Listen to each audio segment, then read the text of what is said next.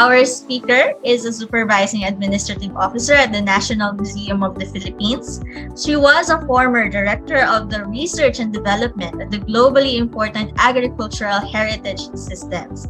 In 2018, she was a project manager of the Ifugao Satoyama Meister Training Program at the Ifugao State University. In 2019, she also became the manager of the CTPILS, or the Center for Taiwan Philippines Indigenous Knowledge, Local Knowledge, and Sustainable Studies, which is a collaboration of the Ifugao State University and the National Chengchi University of Taiwan. So ladies and gentlemen, let us all give a warm virtual clap to Ma'am Eulalie Dulnuan.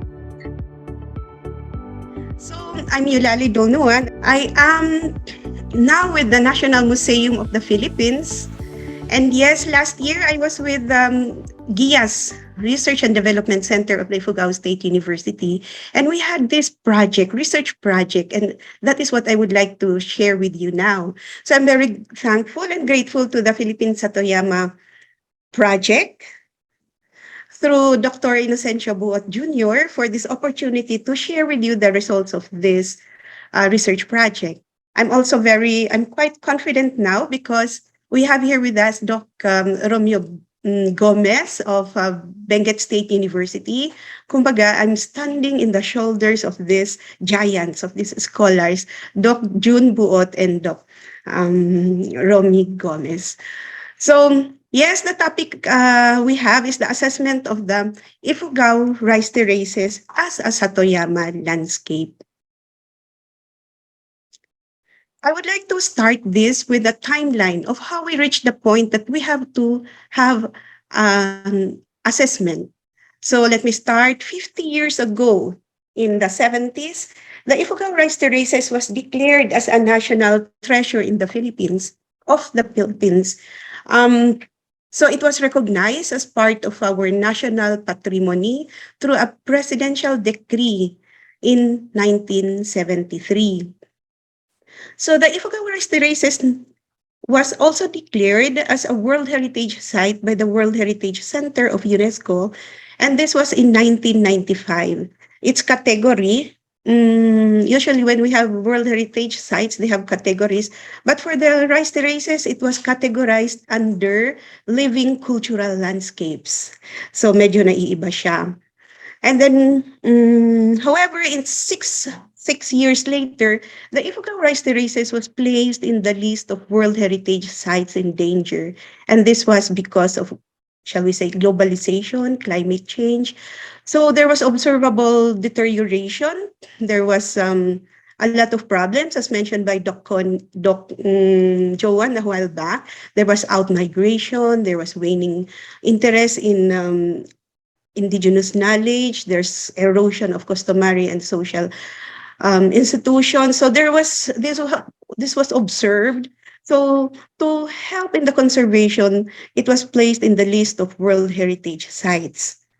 In 2011, but actually it was also in 2004, the United Nations, the Food and Agriculture Organization of the United Nations, declared the Ifugao rice terraces as a globally important agricultural heritage systems. So this was in recognition of its rich biodiversity. Then thankfully in 2012, the Ifugao rice terraces was removed from the list of World Heritage Sites in danger. This was maybe because everyone put their acts together and somehow the situation improved, but still some challenges and issues were still observable. That's why it's good that in 2013 there was an international forum of GIAS. It was held in Noto, Japan, and there was an agreement that there should be a twinning of GIAS designated sites between a developed country, that would be Japan, and a developing country, that would be the Philippines. So that's how the concept of having an Ifugao Satoyama Meister training program was started. And I'm glad to say that Doc Buot and Doc Romy Gomez were part of this conceptualization team. So they together with their guidance, the Ifugao State University was able to implement and start the ISMTP program.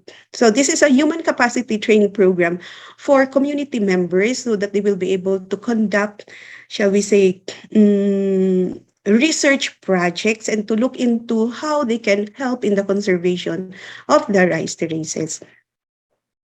So so that's 2014. Then in 2015 rather, the Ifugao GIAS Center, the Ifugao GIAS Research and Development Center was established. And this is a very good move by the university because this research center was the one that handled the ISMTP program. So from phase one, every 3 years, it moved to another phase, phase two. All the time, both phases were, shall we say, sponsored by the JICA, Japan International Cooperation Agency. And, in 2018, it was in 2018 that Professor Koji Nakamura, who was the executive director of the ISMTP, started telling us about the JSSA, which is the Japan Satoyama Satoumi Assessment. And this is where the initiatives for an assessment of the Ifugao rice terraces began. So we were, through his guidance, we were given cluster reports that they have done in Japan. We tried to understand the approach and try to see how it can be done in the Ifugao rice terraces.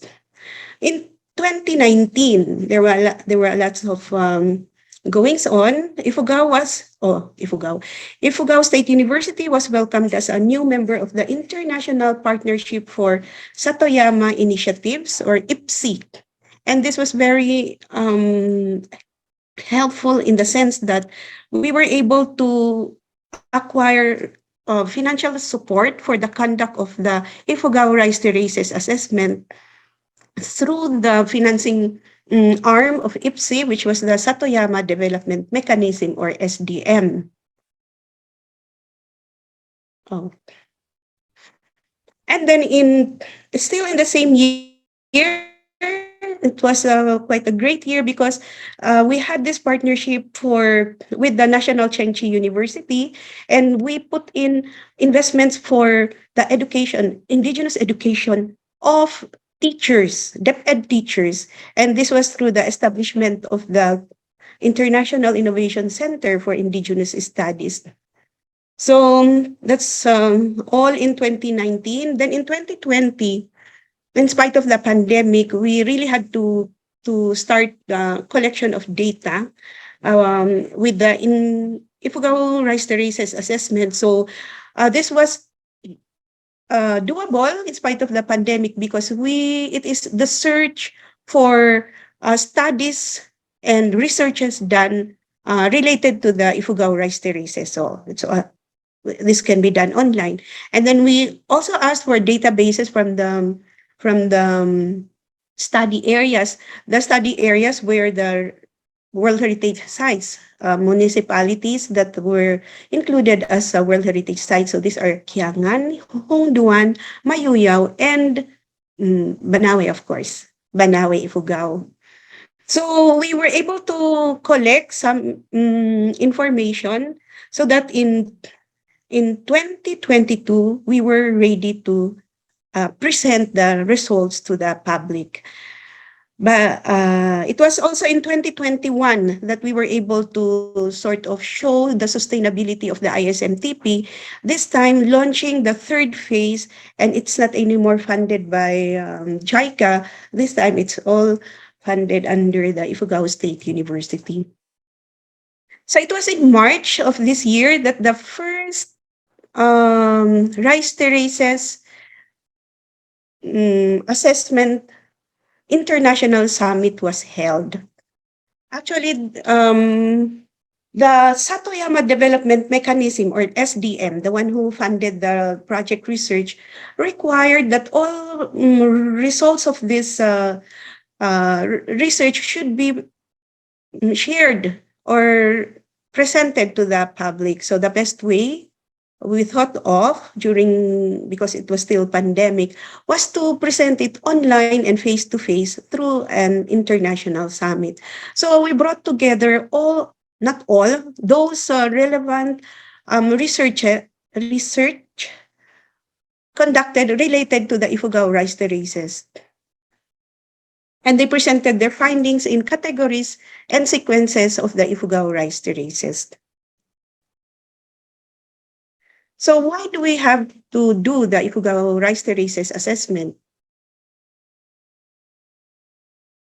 So there has been numerous disjointed attempts to identify and address challenges related to the Ifugao rice terraces. And this resulted into many, but varied responses and interventions by the government, by the academe, by non-government organizations.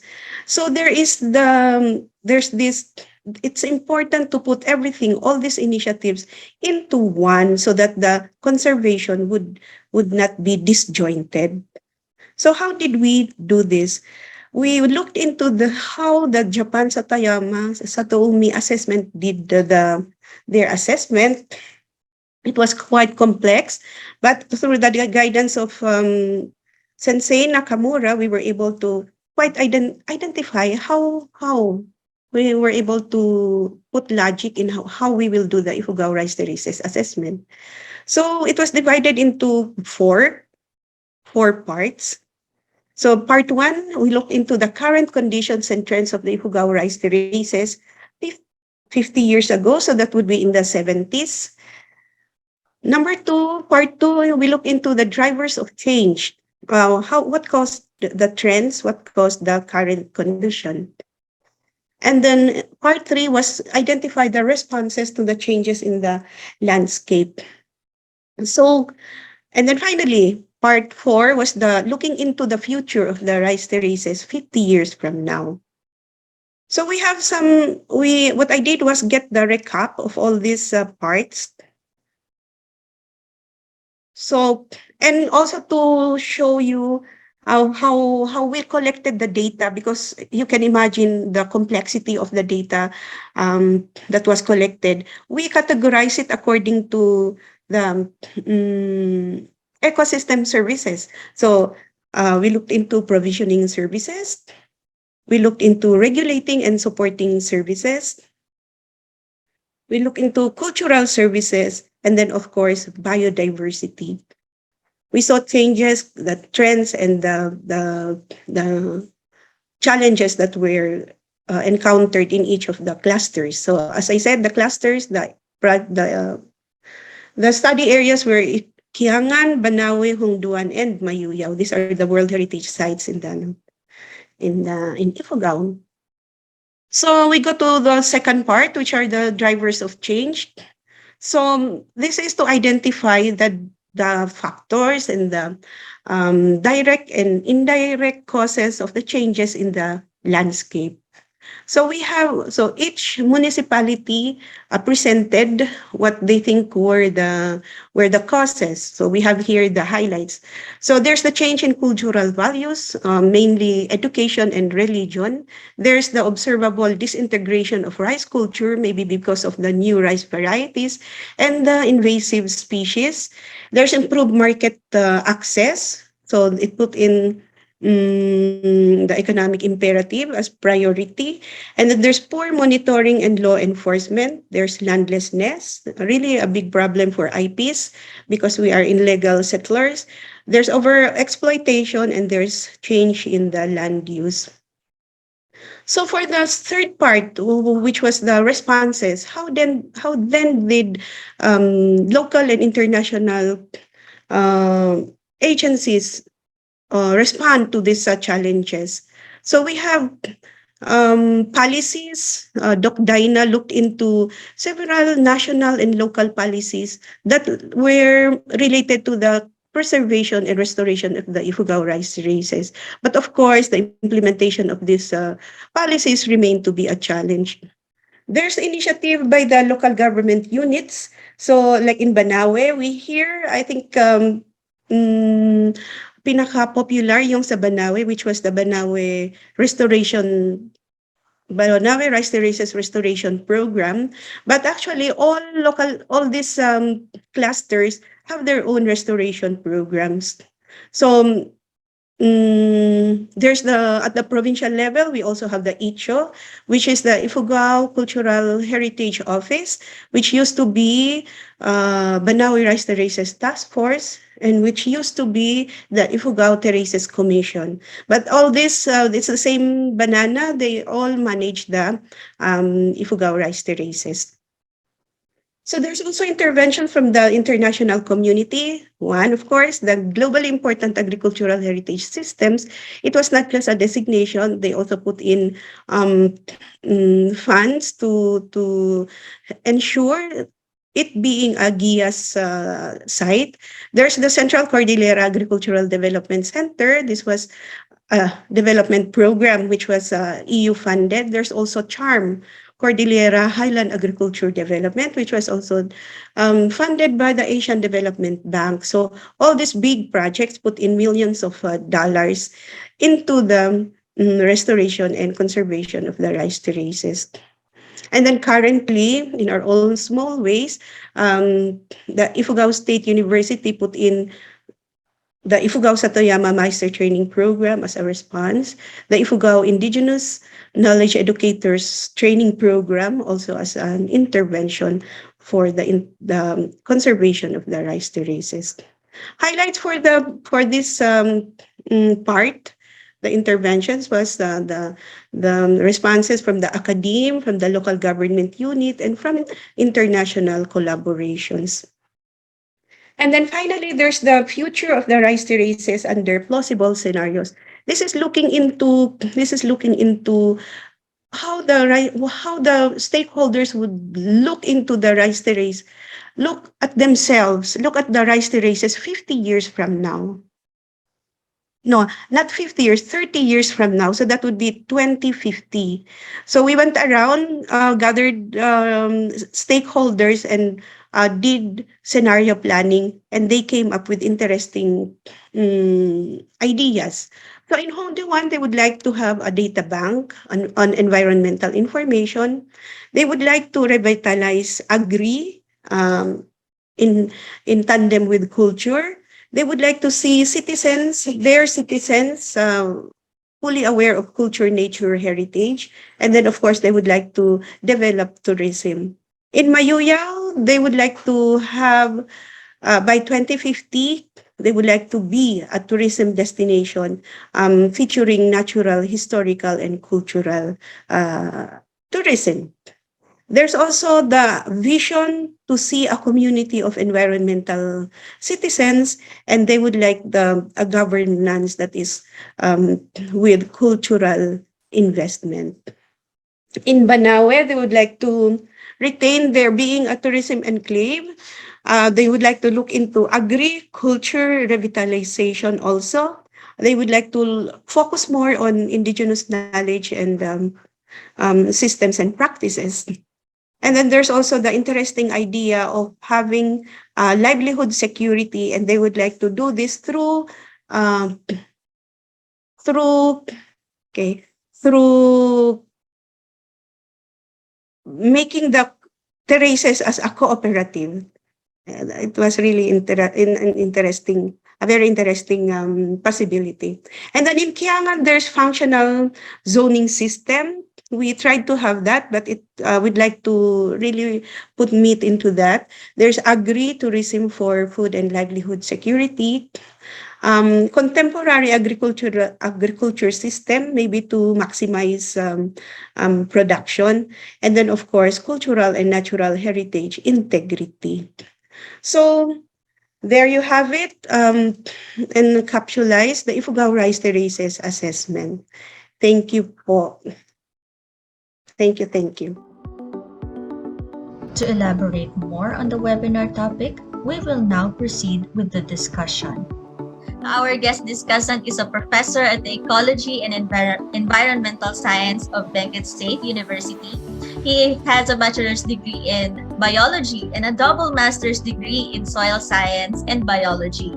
He took the He took his doctoral degree in environmental science at the University of the Philippines, Los Baños, and he's currently the Vice President for Research and Extension and the current Dean of the National College of Highland Agriculture and Environment. Ladies and gentlemen, Dr. Romeo A. Gomez Jr.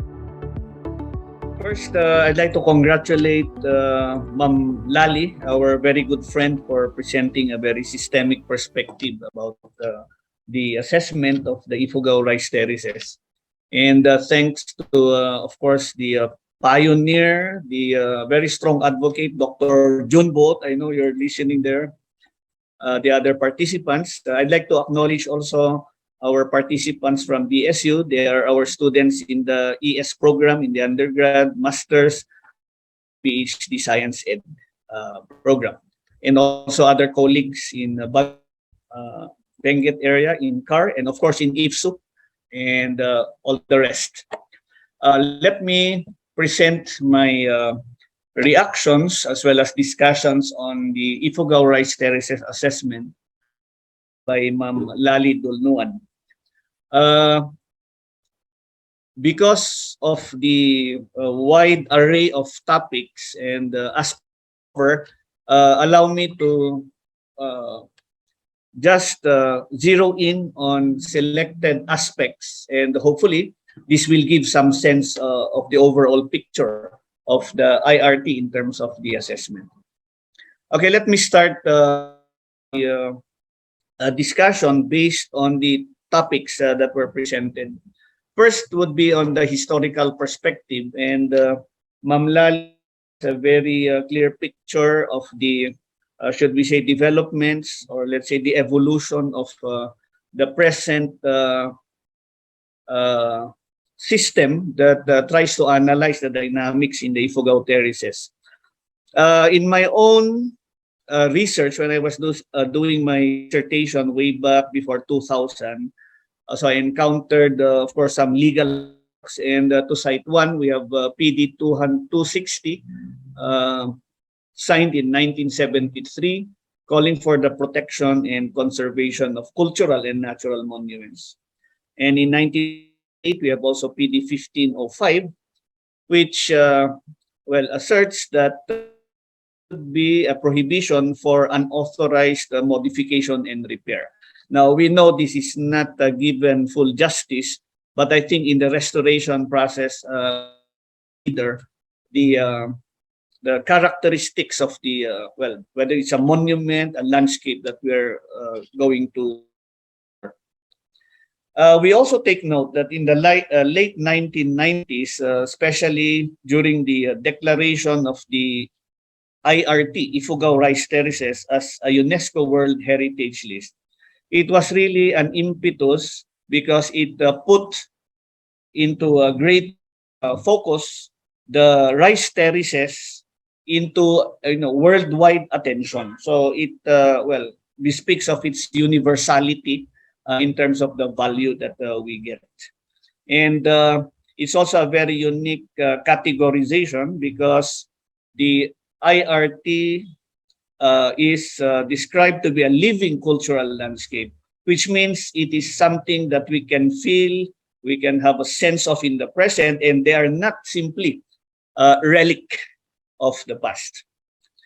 Perhaps to give sense, although Ma'am Lali has mentioned, the Banawe Rice Terraces Task Force, I think the original maybe unit that gave rise to the ITCHO and Ifugao Terraces Commission, as she has mentioned. But it's also nice to state that this was, when we talk of rice terraces, it was all centered in Banawe. So it wasn't really yung context by its but basta rice terraces, we tend to refer to the Banawe rice terraces. But of course, we have equally other magnificent rice terrace clusters. And this was one of the first offices that I constructed when they were in the process of doing some GIS mapping.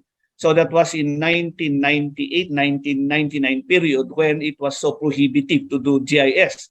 And so I was looking for some partners where I can also have to share data and to do some digitization. So that was the attempt around 1998, and it was I was glad to have got some information the Ifugao Terraces from the BRTTF, and we also understand the rice terraces is not just a wide ecosystem.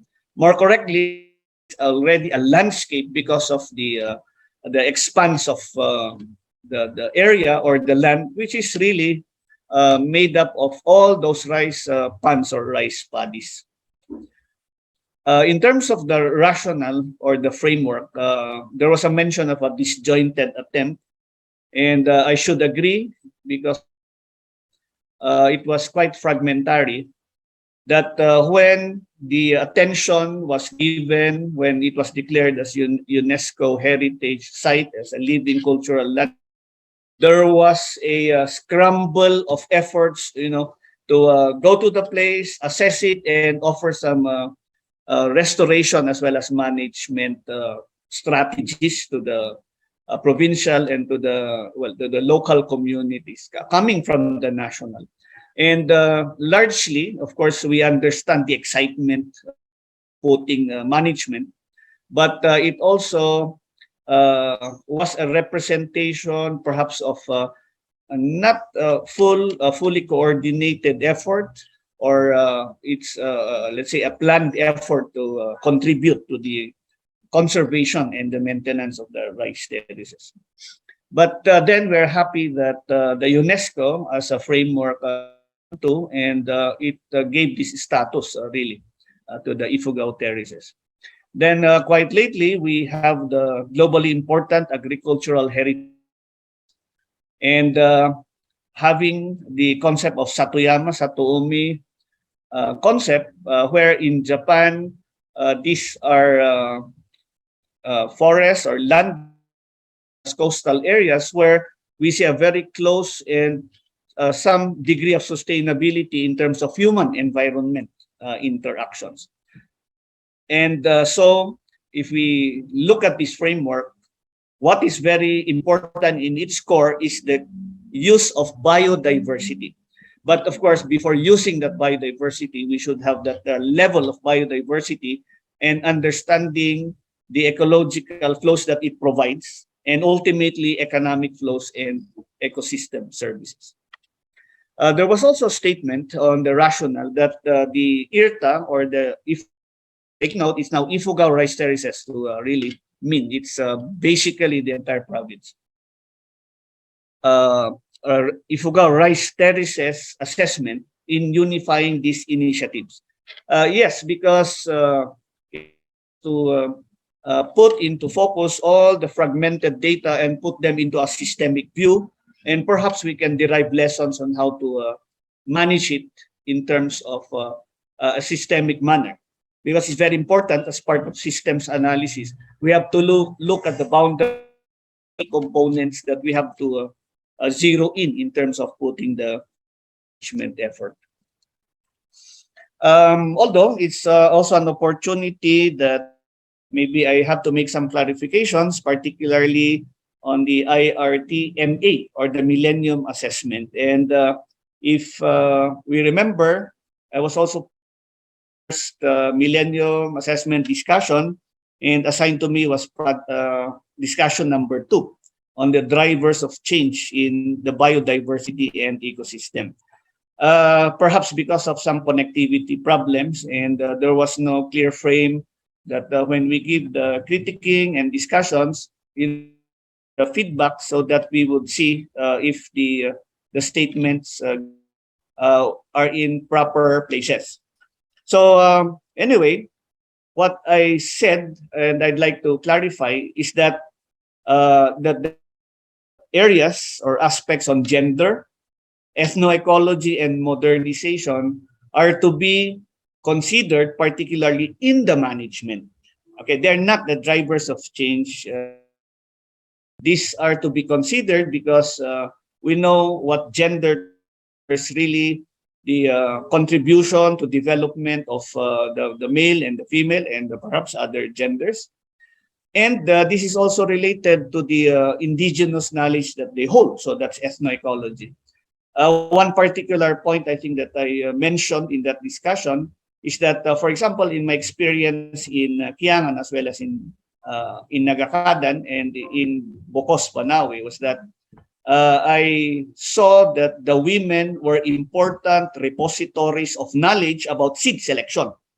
So take note, we gender in this particular respect. And modernization, because the advent of modern agricultural technologies have been a double-bladed, let's say, tool. So it really depends on how this is particularly used. So that if we simply survey on the drivers of change, that discussion contained statements about trying to differentiate the different of environment. And from the environmental science perspective, we have the biophysical. I simply represent it here as BP, and the other components of environment: social, economic, political, technological, and cultural. So that's how we look at environment. Other fields of specialization might look a little differently. What the environment? Anyway, that sense is all the more enhanced or enriched when we look at various perspectives and try to also have some other fields would look at it. So, for example, for the biophysicals, the lack of water is something that will change the land use. So, in relation to climate change, if there would be a prolonged, shall we say, decrease, this will translate to the decrease in irrigability, particularly of those devoted to organic production, and we know it will affect production and productivity. There are other considerations like declining fertility, especially if there would be lots of, or there is an increasing export of those materials. So what's important is to put them back in terms of using Kinago systems, etc., because this is part of nutrient cycling, as we declare in ecology. And the use of traditional rice varieties. Now, outside of this, we may be confronted with certain perturbations like high-yielding varieties being introduced to the system, which is not native to the place, together with the attendant application of fertilizers and pesticides. It might destroy the native ecology of the soil, as well as the interaction of the plant with its environment.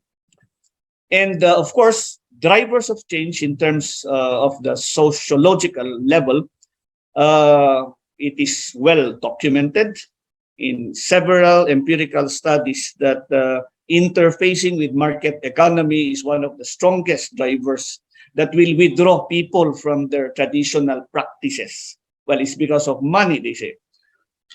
And sometimes when we go for agricultural productivity, we'd like to produce a lot of these commodities. We need to supply the nutrients, and so fertilizers and pesticides would come in. And, trade-offs. So these are basically an interaction of different environmental components serving as drivers of change. Okay, so I hope I have made a clarification on that. On the next note, it's the next discussion on the keynotes. Again, let's have some topics here. Because of the wide array of discussions, then let's just look at key discussions here. The presentation have shown basically some data about Kiangan and Hunduan socio-ecological production landscapes. And I agree from the data that was generated, and even comparing to mine sometime in 2000, published 2008 until to 2014 or something, Kiangan is, really regarded as a highly disturbed, in terms of its state of its socio-ecological system, or production system. Understandably, when I did some literature reviews, Kiangan was the center of semi-temperate vegetable production in 1900. So we can just imagine the historical context and how it changed some mindset of people in terms of interfacing with the market economy, as I mentioned. And so this is something that should be guarded. But it's quite difficult to do a sort of a chemical equation that you have to balance. There's that issue about productivity and economic development, economic needs, particularly community vis-a-vis environmental protection. So it's really it has to be a rational balance. We say in the there was one point where it said farmers did not readily accept the use of the watershed as a management unit. Well, looking from it in terms of science and technical understanding, watershed, looking at the watershed systemically would be understanding the different components that will actually interact. And probably just a clarification on how this data was gathered. How was this particular item presented when the gathering was undertaken? Perhaps, maybe it was in some ways the questionnaire or maybe in the communication. Because if we have to look from other analytical perspectives, the spatial integration of the landscape elements, whether this is the forest, this is the payo or the rice terraces, the uma, the settlements and other landscape elements, they have been established, maintained, and practiced by people and their ancestors. So it means that it was, of a continuing and evolving knowledge about landscape ecology in this particular area of the Ifugao rice terraces. And so I would have come to the position that the present tillers, the present farmers have gotten this knowledge from their ancestors. And I would advance the position that this is an exemplification of ancestral or indigenous cosmology. So it's really a known thing for them. They understand, although perhaps it's not from the scientific parlance that we'd like to see, but they understand the native ecology and functional and sustainable at that. So this is, a representation of a functional knowledge, interface and connectivity. Perhaps I'd like to review this because, the cosmology is something that's very important and will have a wide-ranging effect in terms of management, especially if we move with this kind of modernization in our. If I have to base my experience from the empirical data I gathered, although of comparison was between Nagakadan as a UNESCO site, when you go some kilometers in the higher altitudes. But I tried to compare this with, let's say, Bocos in Banawe, where there are some differences in terms of the production system.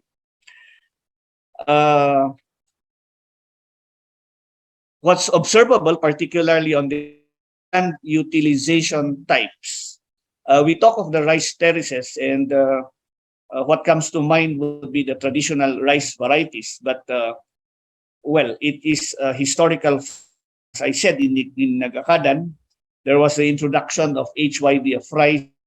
In the past decades, also vegetable gardens, vegetables. And, you cannot avoid not to associate with fertilizers and pesticides as inputs. Okay, I just made here a tabulation from the results of my study that in terms of inorganic production, the relative comparison between the two sites, it's higher in Nagakad, very, very low in Bocos. Well, it supports the fact that the introduction of vegetable or semi-temperate vegetables, happened during the American period. And therefore, it's also understandable that with this introduction, they also tried to introduce HYB of rice. So that relatively, we can say that this is higher in Nagakadan and of course, very seldom or very low in Bocos. At the time, I made the study in around 2000 and some follow-ups until 2008. So that's the difference. And we see now how agricultural uh, or modern agricultural technologies being introduced to address economic needs and economic productivity may sometimes, may or will compromise environmental sustainability. In terms of some parameters, I have the data some decades ago. The organic matter is higher in Bocos because it's really, I would say at that time, certified organic production systems. In Nagakadan, that is also correct, but it is interrupted by a growing area devoted to inorganic production, and it's a reality. So it has actually impinged now on the present soil system, and we would surmise even the productivity. And it was also during this time that the giant earthworm issue came about, and I think first studies here, and because of the abundant introduction of fertilizers and pesticides, explains why quite acidic in Nagakadan that resulted to lower earthworm density, and so the damage was lower compared to Bocos, which where I recorded a higher damage because of the highly organic nature, and you see the affinity of earthworms. So this was published in 2005 in the Philippine Agricultural Scientists. So what I'm saying in this analysis, we can also look at other areas where there is now a growing introduction of modern agricultural technologies in the production system, particularly on inorganic production. It might, have trends, and it would be a good guide. In terms of food supply contribution, again published in IJEC, of course with the leadership of Doc Buot when he asked us to come up with a number of papers for these publications. It was documented that in Kiangan, based on the native rice varieties planted, it was just about able to supply 35% the food supply in terms of the native rice consumption in 2008, given that level of population. And compared to Bocos, a little more than one half in terms of the percentage. So I guess from these things, when we have this community that is supposed to be using indigenous commodities, as part of the rituals, it may somehow have some effects. So that's on the aspect of culture. And of course, nutrition, because we believe that these kind of varieties are more nutritious and more satiating. In terms of land uses, again, it may be a lesson for other emerging areas that go for inorganic production. So a land use change was observed in 2000, published in 2004. For high-yielding varieties of rice, I have observed about 10 to 15% in Nagakadan, because practically none. Traditional rice varieties stood at about 65%. So I think there was a considerable decrease into 65% of the area devoted to native varieties. But in Bocos at that time, it was, of course, still okay. And the entry of vegetable gardens, we know it has addressed to some extent economic needs of people and some food security, but we are also concerned about the attendant production system that might compromise longer-term sustainability of the soil. Well, abandonment is, of course, documented in many areas in the Ifugao rice terraces. On the specific recommendations based on some degree of analysis, Yeah, we understand there were several data generated so that they came up with this. And one of the statements was or rather the recommendations would be the pilot testing of sustainable livelihoods through technical and financial support from concerned institutions. Probably, I'd like to pose this question to Ma'am Lali. What particular mechanisms so that we'd see how this can actually be suitable in terms of stimulating or bringing about a better perspective and way of sustaining society and hopefully leading to sustainable development. Perhaps some of the recommendations that I can bring out, there are several, but key points. The first one is mapping or GIS. So remember, we had this attempt earlier on before 2000, but now it might be nice to track the changes in terms of land resources, in terms of land uses and land utilization types in agriculture. So when we say land utilization types, this may be the amount of energy that is put into its production in terms of the number of stakeholders that, or maybe the farm that put manpower into its production and some other technical characterizations. These are what we call the LUTs. And basically, whether it's a land use or LUT, the spatial extents are very important because we are now talking about landscape change. So at the rate landscape change is occurring, until when do we have a sustainable system of production to support population needs and to support other economic endeavors? Perhaps that has to be given some considerations. And other quantitative metrics, we know qualitative, contributes to giving of this changing landscape. One of the I'm looking at are carrying capacities and impact studies. If Ma'am Lani remembers, she invited me to speak about carrying capacity in Kiangan sometime in 2005 or 6. I'm not very sure. No, 2013 or 2012.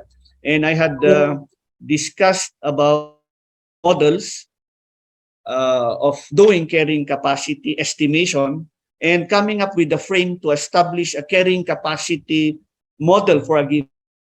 And I think we need to look back and have this kind because we should know how present systems are being impacted by present economic activities. And so we can project into the future what might happen if we talk of sustainability. Others would include economic or function, like payment for environmental services and other schemes. Very important now with the advent of climate change would be hydrological and water allocation studies. So take note, it's already very strongly established that the amount of water discharged by our microforests are very important in the maintenance of rice terraces. If it has to maintain that majestic state and in terms of supporting populations and addressing sustainability, have to be looked into in terms of the water and relating it to productivity and sustainability.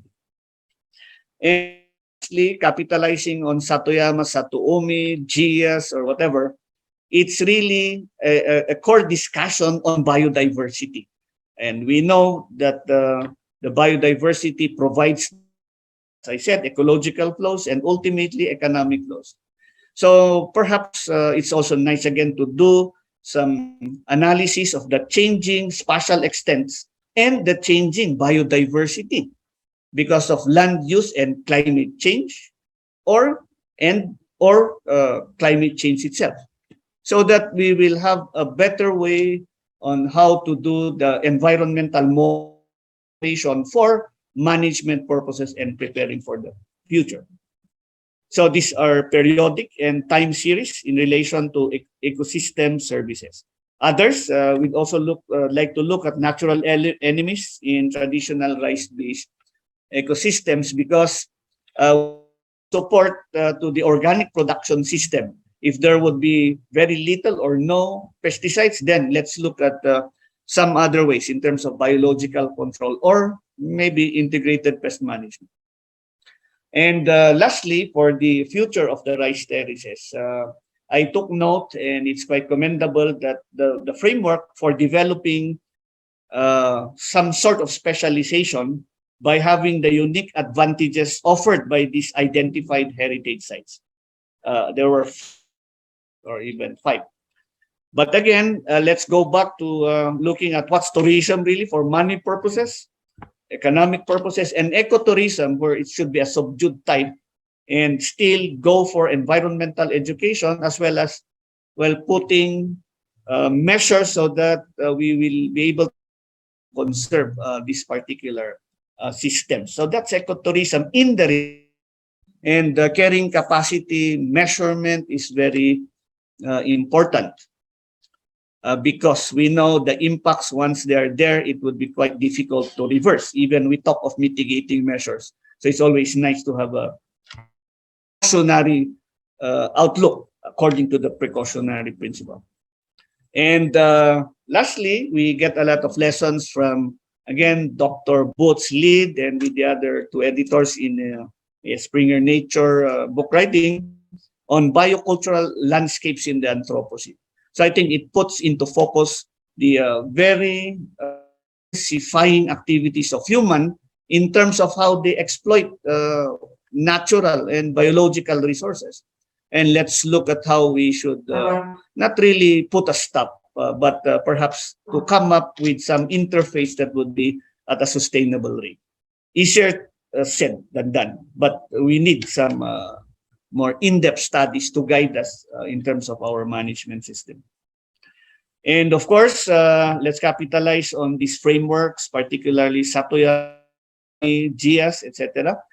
And what's important, what's nice is that the GIAS, with the lead of the group of Sir Ed Keblatin and Biofin, they discuss about how NIAS nationally agricultural heritage systems and locally important agricultural heritage systems will now, for example, be really not just recognized, but then it will be truly, really operationalized at the community level, where people can actually put their share in terms of planning together with other actors in society. And they have identified 2 areas. We have indigenous agroecosystems, definitely, where the IRT and some other similar ecosystems in CAR. And I'm also strongly advocating, let's look at Benguet, because we have also very similar ecosystems in terms of traditional rice-based ecosystems having this kind of production systems, be recognized as NIAS and LIAS, and therefore a more concerted and more planned maintenance as protective measures can be instituted. The other is, of course, indigenous agroforestry systems. And we have seen this in so with this, thank you very much for listening, and I hope you got some bits and pieces of that I offer in this particular forum. So thank you very much.